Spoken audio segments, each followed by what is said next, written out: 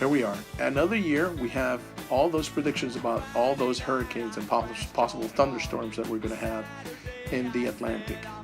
And we've had a couple of years that we haven't had nothing, with the exception, of course, last year. We kind of dodged the bullet last year. Whether it's man-made or not, well, here we are dealing with these storms. All of a sudden, we find ourselves with one big storm that became a supreme mega storm. All of a sudden, we were dealing with Irma. Irma actually was going to hit the Lesser and Leeward Islands, the Lesser Antilles, and it was going to go right there to Dominican Republic, Puerto Rico, perhaps Cuba, and of course Florida. And all of a sudden, from 1 became 2, 3, 4, and then 5. Category 5, with winds of 185 miles an hour. And of course, TV, television, the news media, meteorologists went into what they do best: scare the bejesus out of us, making us buy from generators, plywood, gas, and make the biggest exodus of people. Over 6 million people left South Florida. Wow. A lot of folks were stuck in traffic jams for hours on end. I heard folks actually try to get into Orlando with a 3.5-hour drive, and it became an 11-hour drive. Other folks tried to get to Tampa, and it became 11 hours. Wow. Well, here we are, watching the news, glued to the TV. That's the only way to get ratings now. TV stations need to panic, get us into panic mode, scare the bejesus out of us, and make us just pay attention to every single word and be hanging out our seats. And there, we looked at what happened in Puerto Rico. We saw Irma flying into Puerto Rico at Category 5, and it missed. It didn't go in. And all the predictions said, well, we hope, we're going to cross our fingers that it doesn't come to Florida. It's going to go to the eastern side of the peninsula. And we thought, here we are, we're going to get hit again. And then it went to the islands, and it decimated. It deleted the Bermuda. I can't remember the name of the island right now. Well, long story short is that it just kept on its trail.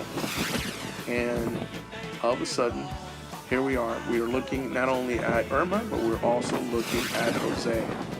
Jose, another Category 1 hurricane. Some 800 plus miles from the Lesser Antilles. And it became 2, 3, and it said it was going to be died out, but before becoming a major hurricane, which again, glued us to our TVs. Well, here we are. Now it's going through the middle of the state. They're predicting, they don't know. The weathermen and weather people, they don't know what they're saying. They'll tell you one day it's going to be on the left side of the state, the east side of the state, the middle of the state. We don't know what we're doing. We just want to make sure that you're glued to the TV. And of course, the possible things that could happen, from surge, the increase of water level. Some places the water is going to raise 9 to 12 feet. And of course, it did happen. Some of it, of course, like Brickell. A lot of homes got flooded on the west side of the peninsula, of the Floridian Peninsula. And we sat and waited for a very slow-paced storm. In other years, we were used to storms that would travel at a light speed compared to this one, 20 miles an hour. This one was taking its time, 9 miles an hour, and taking its time. And it wasn't until it left Cuba when it started to pick up the pace at 12 miles an hour. But still, it was very slow. And then we sat there and we waited on a weekend of just sitting, doing nothing.